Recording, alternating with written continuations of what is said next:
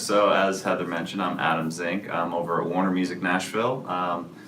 Warner being one of the three major labels here in the US, so I guess globally as well, and Nashville being one of the three offices we have here in the US, New York, LA, Nashville. So for the Nashville roster here, we focus mainly in the country and the Christian genre, and I oversee all the digital marketing and video promotion strategy. So the digital side of things encompasses quite a bit. So what exactly is your involvement with Karaoke, and how did that come together? So as we got kicked off, there were a few companies that I was very intrigued with, I suppose.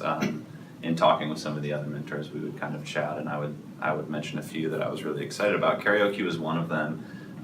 Mainly because I realized I had a lot to learn about the karaoke industry. Mm-hmm. I am not a fan of singing karaoke sober anyway, so I just didn't know much about it. And learning about the size of the industry was really interesting to me. So personally, I just thought there really is a problem to be solved here. Mm-hmm. And I just really thought that Michael and the team were onto a really great way of solving that. I think that as you know, that's the challenge here with Project Music is sometimes you've got a great product, sometimes you've got a great entrepreneur, they don't always match up. And in this case, I was excited about the team that Michael put together, and I really had that moment of like, why has no one done this before? Mm-hmm. I don't really know where they fall on the spectrum, but I feel like the person that sings a song in a karaoke bar or a karaoke club is probably closer on the side of highly engaged. Yeah, probably. Right? They're engaged with the song. Doesn't necessarily mean they're engaged with the artist. Sure, but that's okay. That's a really good first step. Right. So to me, it's really interesting to have data on those people. Mm-hmm. We know that they're highly engaged, or more so engaged, than a radio listener.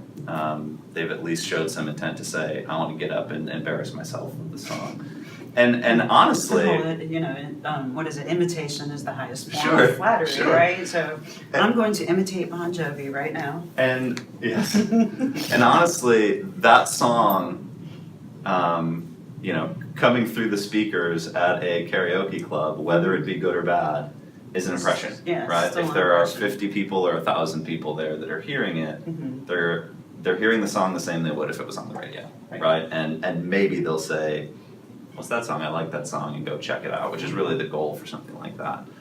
Just getting people to hear our music more. And really, and you know this, the music industry loves charts. Oh, and that's something I keep coming back to with Michael. It's like, as soon as you put a chart in front of the three major labels about the most, the songs being sung the most in karaoke, it's going to get very competitive. Yes. And so that's going to be really interesting. Joe, if you have a song, say you've got a Hunter Hayes song, and it shows up on that chart, but you haven't actually released the masters for karaoke, how are they getting out there? And then does that at least point out to you as a label that, here's a revenue stream that we're missing? Right.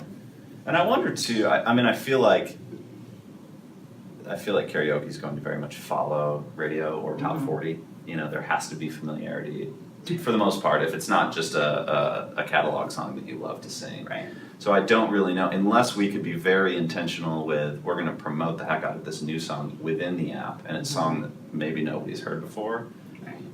Could we ever get to a place where we're seeing a song pop before we go to radio? And I don't know the answer to that, but those are the interesting questions that we're asking now. But even, getting a song programmed in between, so if there's a gap when you've got two people switching, coming up to sing or something, and you get something new plugged into those, that's a whole other opportunity out there that you didn't have before, because it wasn't as organized as what it is now with karaoke in the marketplace. And we saw the movement with social, just from an advertising perspective, we saw the movement with social as well, where you could be very targeted and timely. Right. And this is a great example of, someone sings a Blake Shelton song, and immediately on their phone, they're being served hey, a video from Blake. Thanks for singing my song. Would love for you to come out to the show. Like, here's it could be a contest for a ticket, or it can be a discount code, or it could just be a straight advertisement for the song. That, for Karaoke, is going to be something they can monetize, probably in a pretty effective way because it's so targeted. Correct. And that's intriguing for me. I would pay for that, because we know that it's a consumer that's interested, or maybe it's an ad that runs over the PA in the club after the song. Anything like that. With the actual master audio and hey, new album available, something Yeah, like there you that. go. So there's definitely advertising opportunity. The other thing that our team is always looking at are just creative campaigns. Like I mentioned, the Spotify campaign. What can we do with these guys that we could, write up a press release about? And it's just, we get into You know the game, a yeah. match of like who can do the coolest thing first or the next coolest Yeah, thing. you guys are getting to do them now. We're for trying. sure.